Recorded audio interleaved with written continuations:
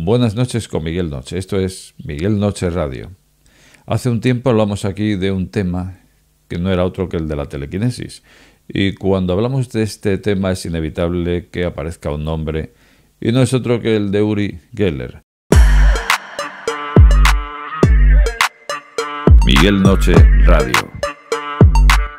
Este israelí ya se hizo famoso aquí en España en aquel año 1975 cuando apareció en aquel programa Directísimo y ni más ni menos que se puso a doblar cucharas, en principio con la fuerza de la mente, ayudado eso sí por los dedos índice y pulgar. Primero se empezaban a calentar y más tarde doblaban, como digo, finalmente se rompían. Desde luego ha tenido mucho detractor, porque no es fácil convencer de que tienes un poder para doblar cosas, romper cosas, en definitiva utilizar la telequinesis, la fuerza, o mejor dicho, la energía mental sobre la materia.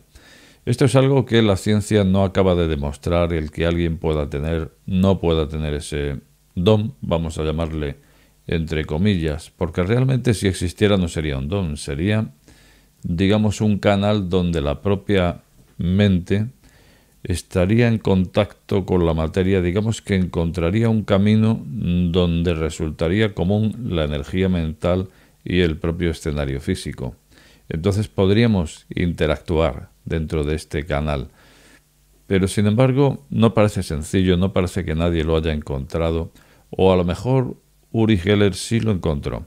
Porque yo traté tiempo atrás este tema aquí, el tema de la telequinesis, y llevado por la emoción, pues al final llegué a proponer incluso hacer aquí un día, pues esto mismo, intentar un ejercicio de telequinesis aquí entre todos, pues qué sé yo, con una legendaria cucharilla y emular aquel número de Uri Geller.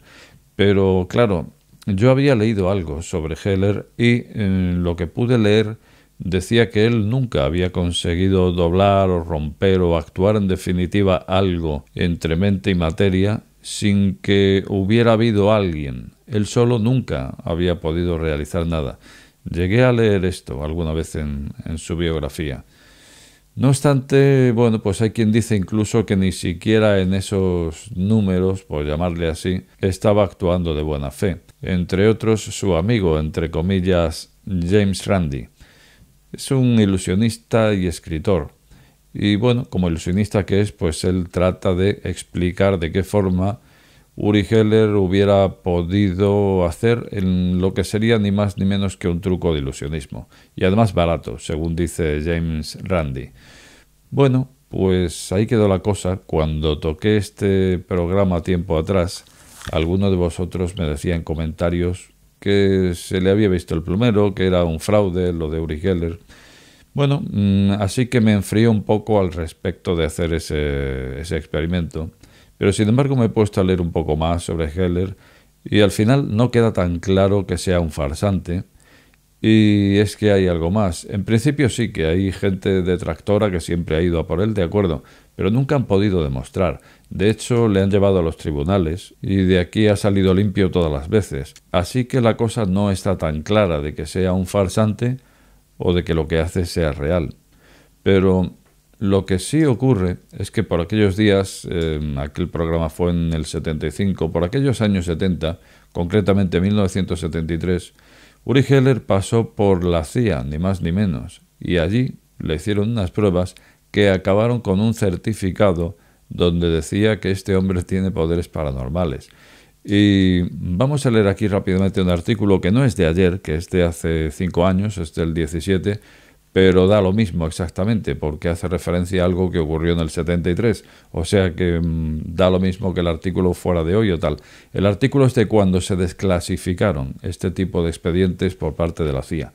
Entonces dice así: Uri Geller llegó a convencer a la CIA de su habilidad paranormal. La Agencia Central de Inteligencia desclasificó ayer 13 millones de páginas de documentos especiales que subió a su web oficial, con informes sobre avistamiento de ovnis, recetas de tinta invisible o sobre experimentos psíquicos y de percepción extrasensorial enmarcados en el proyecto Stargate. La información confidencial, ahora compartida en Internet, revela que la CIA puso a prueba en 1973 las capacidades clarividentes y telepáticas de Uri Geller. famoso por doblar cubiertos con la mente en televisión. Si sorprendente es que la inteligencia estadounidense se dedicara a estos menesteres, aún lo es más las anotaciones que los agentes hicieron de tales exámenes. Las pruebas tuvieron lugar entre el 4 y el 11 de agosto de 1973. Uri Geller fue colocado en una habitación blindada con 2 puertas cerradas con llave y se le pidió que replicara los dibujos que se realizaron en otra sala. Se cogió la palabra fusible al azar en el diccionario y se dibujó un petardo. Geller fue avisado a través del intercomunicador cuando la imagen fue dibujada y grabada en la pared fuera de su recinto, indica los documentos desclasificados, antes de señalar que su respuesta casi inmediata fue que vio un cilindro con ruido que sale de él y dibujó una imagen que parecía similar al petardo. Con otra palabra, montón, se dibujó un racimo de uvas y Geller afirmó que veía círculos de color púrpura y reprodujo el racimo. Tanto la imagen inicial y la reproducción de Geller tenían 24 uvas en el montón, según los documentos. Ya es casualidad, ¿eh? Aunque no acertó en otras ocasiones, los agentes anotaron en su informe que queda demostrada su habilidad paranormal de manera inequívoca y convincente. Estamos hablando de la CIA, ¿eh? De la Agencia de Inteligencia. Pues eso fue lo que anotaron en el informe. Queda demostrada su habilidad paranormal de manera inequívoca y convincente.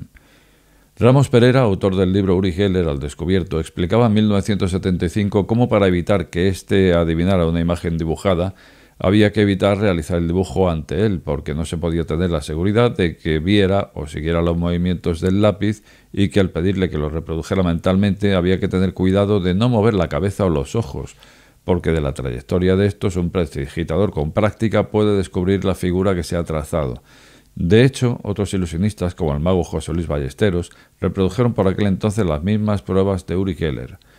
Bueno, si no recuerdo mal, hemos visto cómo en la CIA se fueron a otra habitación para hacer esos dibujos y esas pruebas, o la emisión de dichas pruebas. Aquel mismo año 1975, el más famoso doblador de cucharas del mundo realizó una demostración privada ante el físico Richard Feynman en un hotel de Hollywood. Alguien había propuesto al físico la posibilidad de que investigara la naturaleza de los poderes del mentalista y éste aceptó. Geller trató de adivinar lo que Feynman, su hijo y el matemático Albert Gibbs había dibujado en unos papeles, pero no lo logró. Sus supuestos poderes no hicieron acto de presencia. El programa Stargate se cerró en 1998 en medio de la desconfianza sobre sus resultados y la conclusión de que nunca se ha proporcionado una base adecuada para las operaciones de inteligencia procesable, según recuerda The Telegraph. Uri Geller, que reside actualmente en Israel, señala al diario que las revelaciones de los documentos desclasificados son solo la punta del iceberg de lo que tanto la CIA como el Mossad y otras agencias de inteligencia le pidieron hacer. Ya en 2013 afirmó haber usado sus capacidades mentales para la CIA y el Mossad. Según afirma el Telegraph, sus actuaciones doblando cucharas en televisión habían sido una buena cobertura para su trabajo de espía. Aunque gran parte de la información ya estaba técnicamente a disposición del público desde mediados de los 90, era de difícil acceso al estar solo disponible en 4 equipos físicos ubicados en el Archivo Nacional en Maryland. Ahora la CIA lo ha publicado online en su archivo. Pues estamos hablando de la Agencia Central de Inteligencia Americana de los Estados Unidos. Y bueno, pues así es como puso fin al experimento. Pero que según Geller ahí se está contando lo que es una pequeña parte de ese iceberg. Bueno, pues al final, ¿qué ocurre con Uri Geller? ¿Realmente era un farsante? ¿Realmente pudo engañar incluso a la CIA? Estamos hablando de la Agencia Central de Inteligencia. Que sí, que por supuesto no tiene por qué tener la verdad absoluta, pero no estamos hablando de que no tuvieran en cuenta detalles que precisamente ya partirían de la base de que podrían tener enfrente a un farsante. Entonces tomarían medidas y no estamos hablando de cualquiera, estamos hablando de la CIA. Así que esto fue lo que concluyó, y concluyó que este señor tiene poderes paranormales y así lo certificaron. Bueno, pues qué decir a este respecto, qué decir. Por supuesto, alguien así es evidente que siempre va a tener detractores, de esto no cabe duda. Incluso yo estoy convencido de que en sus actuaciones había mucho por ahí de escondidillo, mucho de truco. Estoy seguro de que también, pero es que ocurre una cosa, y es que hacer televisión y demostrar en televisión que esto funciona y que salga a la primera me parece demasiado difícil. Por lo tanto, yo creo que en televisión sí que tuvo que haber bastante truco. Ya parto de esta base. Pero sin embargo, por otra parte, si detrás de todo ese truco hubiera un 10% de las veces donde esta persona consiguiera utilizar un poder telequinético, donde realmente la mente interactuase con la materia, a mí me parecería más que suficiente como para demostrar algo, porque a día de hoy yo creo que nadie ha podido demostrar esto. Nadie ha podido demostrar estos poderes telequinéticos que realmente existan, o al menos oficialmente. Se habla mucho de monjes, de personas grandes meditadores que se han puesto a meditar, que se decía que levitaban, se decían cosas. Pero verlo físicamente yo creo que no tenemos pruebas contundentes de algo así, ¿no? Sobre la telequinesis. Y realmente sería interesante, ¿o no lo sería? ¿Qué te parece si hiciéramos aquel experimento que en su día dijimos? Aquel experimento de intentar aquí doblar una cuchara, por ejemplo.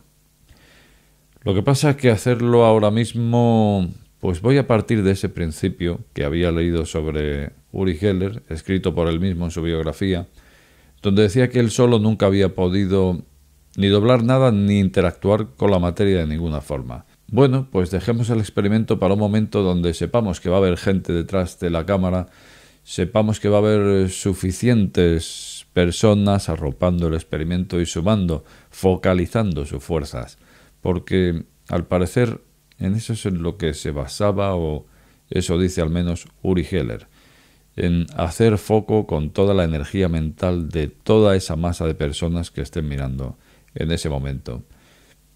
¿Por qué no? Lo dejaremos para cuando seamos lo suficientes y ahí queda en el cajón, y ¿por qué no? Algún día lo intentaremos. Como de costumbre te invito a dejar tu opinión más abajo y también decirte que si acabas de llegar a este canal no te suscribas o suscríbete. Al final, la última palabra la tienes tú. Buenas noches con Miguel Noche.